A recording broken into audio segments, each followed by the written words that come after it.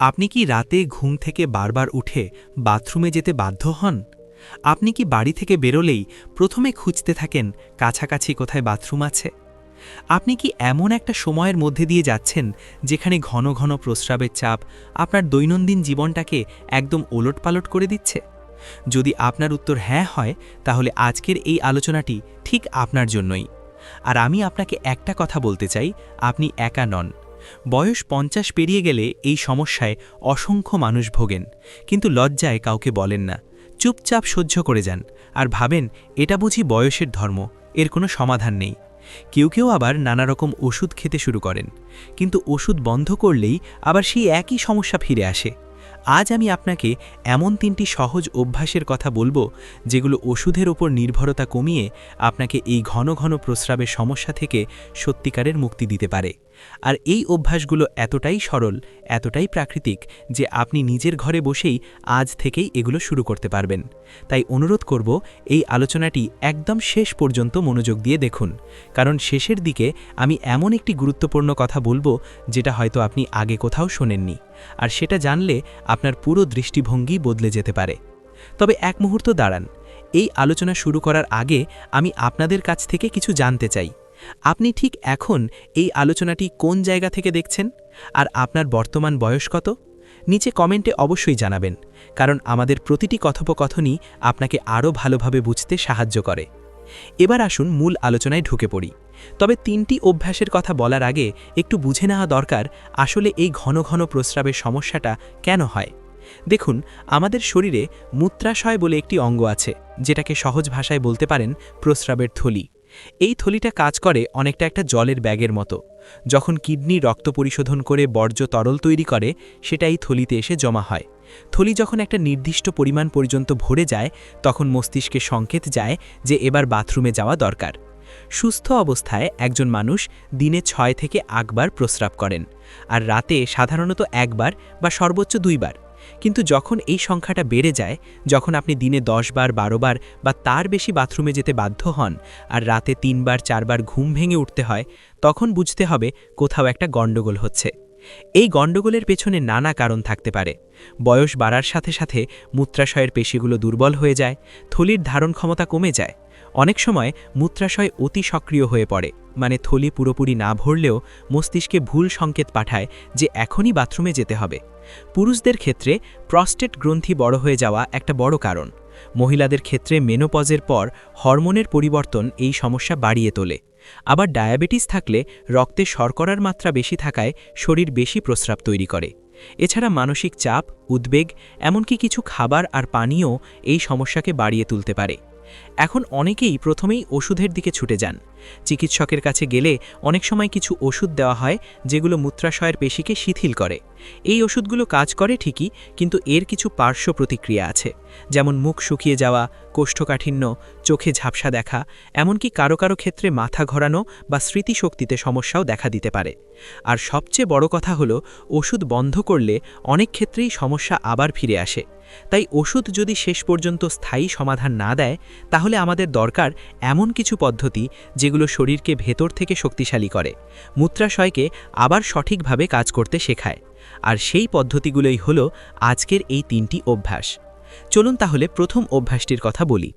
এটি হলো মূত্রাশয়কে প্রশিক্ষণ দেওয়া, যেটাকে ইংরেজিতে বলে ব্লাডার ট্রেনিং। এখন আপনি হয়তো ভাবছেন, মূত্রাশয়কে আবার প্রশিক্ষণ দেওয়া যায় নাকি? হ্যাঁ, একদম যায়। যেমন আমরা আমাদের শরীরের অন্যান্য পেশিকে ব্যায়ামের মাধ্যমে শক্তিশালী করি, ঠিক তেমনই মূত্রাশয়কেও আমরা ধীরে ধীরে শেখাতে পারি যে তাকে বেশি পরিমাণ প্রস্রাব ধরে রাখতে হবে এবং ঘন ঘন সংকেত পাঠানোর দরকার নেই। এটা কিভাবে করবেন সেটা বলছি। প্রথমে আপনি একটা ডায়েরি রাখুন বা মোবাইলের নোটেও লিখে রাখতে পারেন। সেখানে লিখুন আপনি দিনে কতবার বাথরুমে যাচ্ছেন, কখন কখন যাচ্ছেন, আর প্রতিবার কতটুকু প্রস্রাব হচ্ছে। এটা ৩-৪ দিন করলেই আপনি একটা ধারণা পেয়ে যাবেন যে আপনার প্যাটার্নটা কেমন। ধরুন আপনি দেখলেন যে আপনি প্রতি ১ ঘন্টা পরপর বাথরুমে যাচ্ছেন। এবার আপনার লক্ষ্য হবে এই সময়টাকে আস্তে আস্তে বাড়ানো। প্রথম সপ্তাহে চেষ্টা করুন ১ ঘন্টা ১৫ মিনিট ধরে রাখতে। যখন প্রস্রাবের চাপ আসবে, তখন সঙ্গে সঙ্গে বাথরুমে দৌড়ে যাবেন না, একটু থামুন, গভীরভাবে শ্বাস নিন, মনে মনে অন্য কিছু ভাবুন, হয়তো একটা গান মনে করুন বা জানালা দিয়ে বাইরে তাকান। দেখবেন কিছুক্ষণ পরেই সেই তীব্র চাপটা কমে আসবে। কারণ অনেক সময় সেই চাপটা আসলে মূত্রাশয়ের একটা ভুল সংকেত। থলি পুরোপুরি ভরেনি, কিন্তু সে আপনাকে বলছে এখনই যেতে হবে। আপনি যখন একটু অপেক্ষা করবেন, তখন মূত্রাশয় বুঝতে শিখবে যে আরেকটু অপেক্ষা করা যায়। এভাবে প্রতি সপ্তাহে 15 মিনিট করে সময় বাড়াতে থাকুন। দ্বিতীয় সপ্তাহে 1.5 ঘন্টা, তৃতীয় সপ্তাহে 1.25 ঘন্টা। এভাবে ধীরে ধীরে 2.5 থেকে 3 ঘন্টা পর্যন্ত নিয়ে যাওয়ার চেষ্টা করুন। এটা রাতারাতি হবে না, এতে ধৈর্য দরকার। কিন্তু বিশ্বাস করুন, 4 থেকে 6 সপ্তাহের মধ্যে আপনি একটা উল্লেখযোগ্য পরিবর্তন লক্ষ্য করবেন।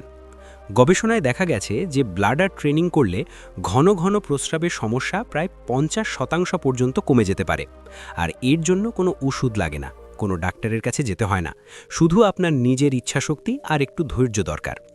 একটা কথা অবশ্য বলে রাখি, এই প্রশিক্ষণের সময় যদি কখনো খুব বেশি অস্বস্তি হয় বা ব্যথা লাগে, তাহলে জোর করবেন না। আপনার শরীরের কথা শুনুন, আস্তে আস্তে এগিয়ে যান, কোনো তাড়াহুড়ো নেই। মনে রাখবেন, এটা একটা দীর্ঘমেয়াদী প্রক্রিয়া, একটা ম্যারাথন দৌড়ের মতো, স্প্রিন্ট নয়। পরের পয়েন্টে যাওয়ার আগে আপনার কাছে একটি ছোট্ট অনুরোধ রইল। আমার এই চ্যানেল সুস্থ লাইফ শুধু একটি ইউটিউব প্ল্যাটফর্ম নয়, এটি আমাদের একটি পরিবার, যেখানে আমি এবং আপনি একসঙ্গে চেষ্টা করি 60 বছরের ঊর্ধ্বে সকল মানুষের জীবনে একটু স্বাস্থ্য, একটু সচেতনতা এবং একটু ভালো থাকার আলোর দিশা এনে দিতে। আমি নিয়মিত আপনাদের জন্য নিয়ে আসি এমন সব গুরুত্বপূর্ণ তথ্য, যেগুলো আপনার বা আপনার কাছের মানুষের জীবনে বাস্তব উপকারে আসতে পারে। তাই অনুরোধ করব, এই আলোচনা যদি আপনার ভালো লাগছে, তাহলে একবার লাইক করে দিন আর চ্যানেলটি সাবস্ক্রাইব করে রাখুন, যাতে ভবিষ্যতে এমন কোনো গুরুত্বপূর্ণ তথ্য আপনার চোখ এড়িয়ে না যায়। এবার আসি দ্বিতীয় অভ্যাসের কথায়। এটি হলো পেলভিক ফ্লোর এক্সারসাইজ, যেটাকে অনেকে কেগেল ব্যায়াম নামেও চেনেন। এখন পেলভিক ফ্লোর কী জিনিস সেটা একটু সহজ করে বুঝিয়ে দিই। আমাদের তলপেটের নিচের দিকে কিছু পেশি আছে, যেগুলো অনেকটা একটা ঝুলন্ত দোলনার মতো কাজ করে। এই পেশিগুলো মূত্রাশয়, মলাশয় আর জননাঙ্গকে ধরে রাখে আর সাপোর্ট দেয়। প্রস্রাব ধরে রাখা আর ছাড়ার ক্ষেত্রে এই পেশিগুলোর ভূমিকা অসম্ভব গুরুত্বপূর্ণ। বয়স বাড়লে, বিশেষ করে 50-এর পর, এই পেশিগুলো ধীরে ধীরে দুর্বল হয়ে যায়। মহিলাদের ক্ষেত্রে গর্ভধারণ আর প্রসবের কারণে এই পেশিগুলো আগেই দুর্বল হতে শুরু করে, আর মেনোপজের পর ইস্ট্রোজেন হরমোন কমে গেলে সমস্যা আরও বাড়ে। পুরুষদের ক্ষেত্রে প্রস্টেটের অস্ত্রোপচার বা বয়সজনিত পেশির দুর্বলতা এই সমস্যার কারণ হতে পারে। কেগেল ব্যায়াম করলে এই পেশিগুলো আবার শক্তিশালী হয়ে ওঠে এবং মূত্রাশয়ের উপর আপনার নিয়ন্ত্রণ বাড়ে। এবার প্রশ্ন হলো, এই ব্যায়ামটা কিভাবে করবেন? প্রথমে আপনাকে সঠিক পেশিটা চিনতে হবে। একটা সহজ উপায় বলি, ধরুন আপনি প্রস্রাব করছেন, এবার মাঝপথে প্রস্রাব বন্ধ করার চেষ্টা করুন। যে পেশিটা দিয়ে আপনি এই কাজটা করলেন, সেটাই হলো আপনার পেলভিক ফ্লোর মাসেল। তবে এটা শুধু পেশি চেনার জন্যই করবেন, নিয়মিত প্রস্রাবের সময় এটা করবেন না, কারণ সেটা মূত্রাশয়ের জন্য ক্ষতিকর হতে পারে। পেশিটা চিনে ফেলার পর আপনি যে কোনো সময় যে কোনো জায়গায় বসে বা শুয়ে এই ব্যায়াম করতে পারেন। পেশিটাকে সংকুচিত করুন, মানে ভেতরের দিকে টেনে ধরুন, আর 5 সেকেন্ড ধরে রাখুন, তারপর 5 সেকেন্ড ছেড়ে দিন। এটাকে একটা রিপিটেশন বলা হয়। এরকম 10টা রিপিটেশন একসাথে করুন, আর দিনে 3 বার এই সেটটা করুন। সকালে একবার, দুপুরে একবার, আর রাতে শোয়ার আগে একবার। প্রথম দিকে হয়তো 5 সেকেন্ড ধরে রাখতে কষ্ট হবে, সেক্ষেত্রে 3 সেকেন্ড দিয়ে শুরু করুন, ধীরে ধীরে বাড়ান। কয়েক সপ্তাহ পর দেখবেন আপনি 7, 8 এমনকি 10 সেকেন্ড পর্যন্ত ধরে রাখতে পারছেন। এই ব্যায়ামের সবচেয়ে সুন্দর দিক হলো, এটা করার জন্য আপনাকে কোথাও যেতে হয় না, কোনো জিমে ভর্তি হতে হয় না, কোনো যন্ত্রপাতি লাগে না। আপনি টিভি দেখতে দেখতে, নামাজ বা পুজোর পর বসে, এমনকি রাতে বিছানায় শুয়ে ঘুমানোর আগেও এটা করতে পারেন। কেউ জানবেও না যে আপনি ব্যায়াম করছেন। আর ফলাফল, 4 থেকে 8 সপ্তাহের মধ্যে অনেকেই উল্লেখযোগ্য উন্নতি অনুভব করেন। রাতে ঘুম থেকে ওঠার সংখ্যা কমে, দিনের বেলাতেও বাথরুমে যাওয়ার তাগিদ কম অনুভূত হয়। একটা গুরুত্বপূর্ণ কথা বলি এখানে, এই ব্যায়াম করার সময় একটা ভুল অনেকে করেন, সেটা হলো পেটের পেশি, উরুর পেশি বা নিতম্বের পেশি দিয়ে চাপ দেওয়া। এটা করবেন না। শুধুমাত্র পেলভিক ফ্লোরের পেশিটাকেই সংকুচিত করবেন, বাকি শরীর স্বাভাবিক রাখুন, আর শ্বাস প্রশ্বাস চালিয়ে যান, শ্বাস আটকে রাখবেন না। আর হ্যাঁ, এই ব্যায়ামটা শুধু মহিলাদের জন্য নয়, পুরুষদের জন্য সমানভাবে কার্যকর। অনেক পুরুষ মনে করেন কেগেল ব্যায়াম শুধু মহিলাদের বিষয়, কিন্তু এটা একদম ভুল ধারণা। পুরুষদের ক্ষেত্রেও প্রস্রাবের নিয়ন্ত্রণ ফিরিয়ে আনতে এই ব্যায়াম দারুণ কাজ করে। আর একটা কথা মনে রাখবেন, ধারাবাহিকতা হলো সবচেয়ে বড় চাবিকাঠি। 2-3 দিন করে ছেড়ে দিলে কোনো ফল পাবেন না। এটাকে আপনার দৈনন্দিন রুটিনের অংশ বানিয়ে ফেলুন। ঠিক যেমন আপনি প্রতিদিন দাঁত মাজেন বা সকালে চা খান, তেমনি এই ব্যায়ামটাও একটা দৈনন্দিন অভ্যাস করে ফেলুন। এবার আসি তৃতীয় আর শেষ অভ্যাসটির কথায়। আর এই অভ্যাসটি অনেকের কাছে সবচেয়ে সহজ মনে হতে পারে, কিন্তু আসলে এটাই সবচেয়ে বেশি উপেক্ষিত। এই অভ্যাসটি হলো আপনার খাদ্যাভ্যাস আর জল পানের ধরন ঠিক করা। হ্যাঁ, আপনি কি খাচ্ছেন, কি পান করছেন, কখন পান করছেন, এগুলো আপনার প্রস্রাবের ওপর সরাসরি প্রভাব ফেলে। প্রথমে জলের কথা বলি। অনেকে মনে করেন যে ঘন ঘন প্রস্রাব হচ্ছে তাই জল কম খাবো। এটা কিন্তু একদম ভুল সিদ্ধান্ত। জল কম খেলে প্রস্রাব ঘন হয়ে যায়, মানে তার মধ্যে বর্জ্য পদার্থের ঘনত্ব বেড়ে যায়। এই ঘন প্রস্রাব মূত্রাশয়ক দেওয়ালকে জ্বালাতন করে এবং আরও বেশি চাপ অনুভূত হয়। তাই জল পর্যাপ্ত পরিমাণে খেতে হবে। সাধারণত দিনে 6 থেকে 8 গ্লাস জল যথেষ্ট, তবে এটা আপনার শরীরের ওজন, আবহাওয়া আর শারীরিক কার্যকলাপের ওপর নির্ভর করে। একটা সহজ উপায় হলো আপনার প্রস্রাবের রং দেখা। যদি হালকা হলুদ হয় তাহলে আপনি পর্যাপ্ত জল খাচ্ছেন, যদি গাঢ় হলুদ বা কমলা রঙের হয় তাহলে আরেকটু বেশি জল দরকার, আর যদি প্রায় স্বচ্ছ হয় তাহলে হয়তো আপনি প্রয়োজনের চেয়ে বেশি জল খাচ্ছেন। তবে জল খাওয়ার সময়টাও গুরুত্বপূর্ণ। বিশেষ করে সন্ধ্যের পর জল খাওয়ার পরিমাণ কমিয়ে আনুন। রাতের খাবারের পর একটু জল খান, কিন্তু শোয়ার 2-3 ঘন্টা আগে থেকে জল খাওয়া একদম কমিয়ে দিন। এতে রাতে ঘুম ভেঙে বাথরুমে যাওয়ার সমস্যা অনেকটাই কমবে। অনেকে রাতে শোয়ার ঠিক আগে 1 গ্লাস জল খেয়ে শুয়ে পড়েন। এটা যদি আপনার অভ্যাস হয় তাহলে এটা বদলানোর চেষ্টা করুন। সন্ধ্যের আগে আপনার দিনের বেশিরভাগ জল পান করে নিন, রাতের দিকে আস্তে আস্তে কমান। এবার কিছু খাওয়ার আর পানীয়ের কথা বলি, যেগুলো মূত্রাশয়কে উত্তেজিত করে এবং ঘন ঘন প্রস্রাবের সমস্যা বাড়ায়। প্রথমত, চা আর কফি। আমাদের দেশে চা ছাড়া সকাল শুরুই হয় না, আমি জানি, কিন্তু চা আর কফিতে ক্যাফিন থাকে। আর ক্যাফিন হলো একটা ডাইউরেটিক, মানে এটা শরীরে প্রস্রাব তৈরির হার বাড়িয়ে দেয়। তাই বলে চা একদম ছেড়ে দিতে হবে এমন নয়, তবে পরিমাণটা কমানো দরকার। দিনে 2 কাপের বেশি চা না খাওয়াই ভালো। আর বিকেলের পরে চা বা কফি খাওয়া এড়িয়ে চলুন, কারণ তাহলে রাতে সমস্যা বাড়বে। দ্বিতীয়ত, কোমল পানীয় বা সোডা জাতীয় ড্রিঙ্কস। এগুলোতে ক্যাফেইনের পাশাপাশি কৃত্রিম মিষ্টি আর কার্বনেশন থাকে, যেগুলো মূত্রাশয়কে জ্বালাতন করতে পারে। এই ধরনের পানীয় পুরোপুরি বাদ দেওয়াই ভালো। তৃতীয়ত, অতিরিক্ত মশলাযুক্ত খাবার। টক ফল যেমন কমলা লেবু, মোসাম্বি, আনারস, এগুলো কিছু মানুষের ক্ষেত্রে মূত্রাশয়কে উত্তেজিত করতে পারে। তবে এটা সবার ক্ষেত্রে হয় না, তাই আপনাকে নিজে পরীক্ষা করে দেখতে হবে কোন খাবারে আপনার সমস্যা বাড়ছে। চকোলেটও একটা সমস্যা কারক হতে পারে, কারণ এতেও ক্যাফিন থাকে। এর বদলে আপনার খাদ্য তালিকায় রাখুন আঁশযুক্ত খাবার, যেমন শাকসবজি, ডাল, ওটস, বাদামি চাল। আঁশযুক্ত খাবার কেন গুরুত্বপূর্ণ সেটা বলি। কোষ্ঠকাঠিন্য হলে মলাশয়ে জমে থাকা মল মূত্রাশয়ের ওপর চাপ দেয়, যার ফলে প্রস্রাবের চাপ বেশি অনুভূত হয়। তাই কোষ্ঠকাঠিন্য দূর করাও ঘন ঘন প্রস্রাবের সমস্যা কমানোর একটা উপায়। পর্যাপ্ত আঁশযুক্ত খাবার খেলে পেট পরিষ্কার থাকে, মলাশয়ে অতিরিক্ত চাপ পড়ে না, ফলে মূত্রাশয়ও স্বাভাবিকভাবে কাজ করতে পারে। আর একটা খুব গুরুত্বপূর্ণ বিষয় হলো শরীরের ওজন নিয়ন্ত্রণে রাখা। অতিরিক্ত ওজন তলপেটে চাপ তৈরি করে, যেটা মূত্রাশয়ের উপর সরাসরি প্রভাব ফেলে। তাই আপনার ওজন যদি বেশি হয় তাহলে ওজন কমানোর দিকেও একটু নজর দিন। এর জন্য কঠিন কিছু করতে হবে না, প্রতিদিন আধ ঘন্টা হাঁটলেই অনেক উপকার পাবেন। এখন 3টে অভ্যাস তো বললাম, কিন্তু এবার সবচেয়ে গুরুত্বপূর্ণ কথাটা বলি, যেটা শুরুতে বলেছিলাম যে শেষের দিকে বলবো। সেটা হলো এই 3টে অভ্যাসকে আলাদা আলাদা না দেখে একটা সমন্বিত পদ্ধতি হিসেবে দেখুন। ব্লাডার ট্রেনিং করছেন, সাথে সাথে কেগেল ব্যায়ামও করছেন, আর খাদ্যাভ্যাসও ঠিক রাখছেন, তাহলে 3টে মিলিয়ে যে ফলাফল পাবেন সেটা একটা করে পাওয়ার চেয়ে অনেক অনেক বেশি। এটা অনেকটা 3 পায়ের চেয়ারের মতো। 3টে পায়া সমান না হলে চেয়ার দাঁড়াবে না, কিন্তু 3টে মিলিয়ে একটা শক্ত ভিত্তি তৈরি হয়। আরেকটা কথা আমি বিশেষভাবে বলতে চাই, সেটা হলো মানসিক দিকটাকে অবহেলা করবেন না। ঘন ঘন প্রস্রাবের সমস্যা শুধু শারীরিক নয়, এটা মানসিকভাবেও একজন মানুষকে ক্লান্ত করে দেয়। বাইরে যেতে ভয় লাগে, দীর্ঘ যাত্রায় যেতে ইচ্ছে করে না, মন্দিরে বা মসজিদে গেলে চিন্তা হয় মাঝপথে বাথরুমে যেতে হবে কিনা, এমনকি পারিবারিক অনুষ্ঠানেও যেতে সংকোচ হয়। এই সামাজিক বিচ্ছিন্নতা ধীরে ধীরে বিষণ্ণতার দিকে নিয়ে যেতে পারে। তাই আজ থেকেই নিজেকে বলুন, এটা একটা সমস্যা ঠিকই, কিন্তু এর সমাধান আছে, আর আমি সেই সমাধানের দিকে এগিয়ে যাচ্ছি। এই মনোভাবটাই আপনাকে অর্ধেক পথ এগিয়ে দেবে। আরেকটা বিষয় বলি, যেটা অনেকে জানেন না। রাতে ঘন ঘন প্রস্রাবের জন্য ঘুম ভাঙলে সেটা শুধু একটু অসুবিধার ব্যাপার নয়।